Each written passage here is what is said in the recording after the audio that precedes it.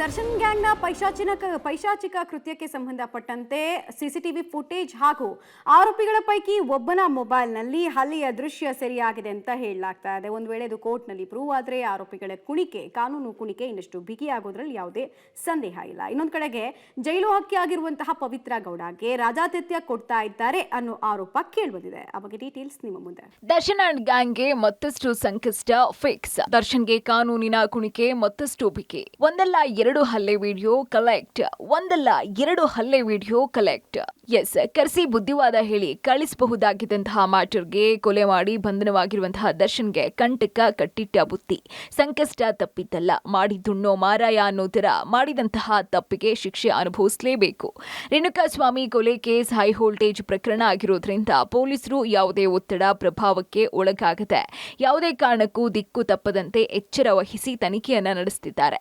ಪೊಲೀಸರು ಬಹಳ ವೇಗವಾಗಿ ತನಿಖೆಯನ್ನ ಕೈಗೊಂಡು ತಾರ್ಕಿಕ ಅಂತ್ಯಕ್ಕೆ ಕೊಂಡೊಯ್ತಾ ಇದ್ದಾರೆ. ದರ್ಶನ್ ಅಂಡ್ ಗ್ಯಾಂಗ್ ಈ ಪ್ರಕರಣದಿಂದ ಸದ್ಯಕ್ಕೆ ಹೊರಗೆ ಬರೋದಂತೂ ಆಗೋದೇ ಇಲ್ಲ. ಚಿತ್ರಹಿಂಸೆ ಕೊಟ್ಟು ನರ್ಕ ತೋರಿಸಿ ಕೊಂದಿರುವಂತಹ ದುಷ್ಟರು ಸೇಫ್ ಆಗೋದು ದೂರದ ಮಾತು.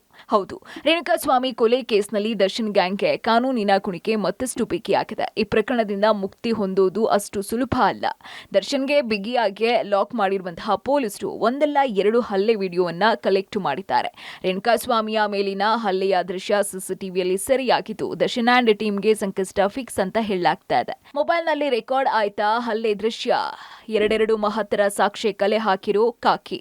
ಎಸ್, ರೇಣುಕಾಸ್ವಾಮಿಯನ್ನ ಚಿತ್ರದುರ್ಗದಿಂದ ಬೆಂಗಳೂರಿಗೆ ಕರ್ಕೊಂಡು ತಂದು ಪಟ್ಟಣಗೆರೆ ಶೆಡ್ನಲ್ಲಿ ಪೈಶಾಚಿಕವಾಗಿ ಹಲ್ಲೆ ಮಾಡಿರೋದು ಈಗ ಜಗತ್ ಜಾಹೀರಾಗಿದೆ. ಯಮಲೋಕದಲ್ಲೂ ಕೊಡದಂತಹ ಚಿತ್ರ ಹಿಂಸೆಯನ್ನ ರೇಣುಕಾಸ್ವಾಮಿಗೆ ಡಿ ಗ್ಯಾಂಗ್ ಕೊಟ್ಟು ಸಾಯಿಸಿದ್ದಾರೆ. ಈ ನಡುವೆ ರೇಣುಕಾಸ್ವಾಮಿ ಮೇಲೆ ಹಲ್ಲೆ ವೇಳೆ ಚಿತ್ರೀಕರಣ ನಡೆದಿರೋದು ಬೆಳಕಿಗೆ ಬಂದಿದೆ. ಹಲ್ಲೆ ನಡೆಯುವಾಗ ಗ್ಯಾಂಗ್ ಪೈಕಿ ಒಬ್ಬ ಆರೋಪಿಯಿಂದ ಮೊಬೈಲ್ನಲ್ಲಿ ಟಾರ್ಚರ್ ಕೊಡ್ತಾ ಇರುವಂತಹ ದೃಶ್ಯ ರೆಕಾರ್ಡ್ ಆಗಿದೆ. ಒಂದ್ ಕಡೆ ಸಿಸಿಟಿವಿ, ಮತ್ತೊಂದ್ ಕಡೆ ಆರೋಪಿಯೊಬ್ಬನ ಮೊಬೈಲ್ನಲ್ಲಿ ರೆಕಾರ್ಡ್ ಆದಂತಹ ದೃಶ್ಯ. ಈ ಎರಡೂ ದೃಶ್ಯಗಳನ್ನ ಪೊಲೀಸರು ಸೀಸ್ ಮಾಡಿದ್ದಾರೆ. ಹಲ್ಲೆಯ ವಿಡಿಯೋ ಮಾಡಿದಂತಹ ಮೊಬೈಲ್, ಸಿಸಿಟಿವಿ, ಡಿವಿಆರ್ ವಶಕ್ಕೆ ಪಡ್ಕೊಂಡು ಪರಿಶೀಲನೆ ನಡೆಸಿದ್ದಾರೆ. ರೇಣುಕಾ ಕೊಲೆ ಮುಚ್ಚಾಕಲು ಕರಿಯ ಕೈಸಾಲ. ದರ್ಶನ್ ಬಳಿ ಸಿಕ್ಕ 70 ಲಕ್ಷದ ಬಗ್ಗೆ ಪೊಲೀಸರು ತನಿಖೆ. ಎಸ್, ಈಗಾಗಲೇ ತಿಳಿದಿರುವಂತೆ ರೇಣುಕಾಸ್ವಾಮಿ ಮರ್ಡರ್ ಕೇಸ್ನಲ್ಲಿ ದರ್ಶನ್ ಸುಪಾರಿ ಕೊಟ್ಟಿದ್ದು ಲಕ್ಷ ಡೀಲ್ ಬೆನ್ನತ್ತಿ ಪೊಲೀಸರು ತನಿಖೆಯನ್ನ ಮುಂದುವರೆಸಿದ್ದಾರೆ. ದರ್ಶನ್ ಬಳಿ 70 ಲಕ್ಷ ಸಿಕ್ಕಿದ್ದು ಅದ್ರ ಬಗ್ಗೆ ವಿಚಾರಣೆ ನಡೀತಾ ಇದೆ. ಇಷ್ಟೊಂದು ಹಣ ಎಲ್ಲಿತ್ತು, ಹೇಗೆ ಡ್ರಾ ಮಾಡಿದ್ರಿ, ಬೇರೆ ಯಾರಾದ್ರೂ ಹಣ ಕೊಟ್ರಾ, ಈ ಹಣಕ್ಕೆ ದಾಖಲೆ ಇದೆಯಾ, ಹೀಗೆ ದರ್ಶನ್ಗೆ ಪ್ರಶ್ನೆಗಳ ಸುರಿ ಮಳೆಯನ್ನೇ ಕೈದಿದ್ದಾರೆ. ಅಂದಹಾಗೆ ಮೋಹನ್ ರಾಜು ಅನ್ನೋರು ದರ್ಶನ್ಗೆ 40 ಲಕ್ಷ ಕೊಟ್ಟಿದ್ದಾರೆ ಅಂತ ಹೇಳಲಾಗ್ತಾ ಇದ್ದು ಹೆಸರು ಬಹಿರಂಗ ಆಗ್ತಾ ಇದ್ದಂತೆ ಆ ವ್ಯಕ್ತಿ ನಾಪತ್ತೆಯಾಗಿದ್ದಾನೆ. ಆತನ ಸುಳಿವೇ ಇಲ್ಲ. ಆತನಿಗಾಗಿ ಪೊಲೀಸರು ತಲಾಶನ್ನ ಮುಂದುವರೆಸುತ್ತಾರೆ. ವಿಚಾರಣೆಗೆ ನೋಟಿಸ್ ಕೊಡೋದಕ್ಕೆ ಪೊಲೀಸರು ಮುಂದಾಗಿದ್ದಾರೆ. ಕಾರ್ತಿಕ್ ಅಲಿಯಾಸ್ ಕಪ್ಪೆಯ ಕರಾಳ ಮುಖ ಬಯಲು. ಅಂದಹಾಗೆ 15ನೇ ಆರೋಪಿ ಕಾರ್ತಿಕ್ ಅಲಿಯಾಸ್ ಕಪ್ಪೆ ರೇಣುಕಾಸ್ವಾಮಿಯ ಮೃತದೇಹ ವಿಲೇವಾರಿ ಮಾಡಿದ್ದು ಈತನೇ. ಕಾಮಾಕ್ಷಿಪಾಳ್ಯ ಠಾಣೆಗೆ ಬಂದು ತಾನೇ ಕೊಲೆ ಮಾಡಿರೋದಾಗಿ ಸರೆಂಡರ್ ಆಗಿದ್ದ. ಅಂದಹಾಗೆ ಕಪ್ಪೆ ಕ್ರಿಮಿನಲ್ ಹಿನ್ನೆಲೆ ದೊಡ್ಡದು. ಬೆಂಗಳೂರಿನ ತಲಗಟ್ಪುರ ಪೊಲೀಸ್ ಠಾಣೆಯಲ್ಲಿ ಈತನ ಮೇಲೆ ಹಲವು ಪ್ರಕರಣಗಳಿವೆ.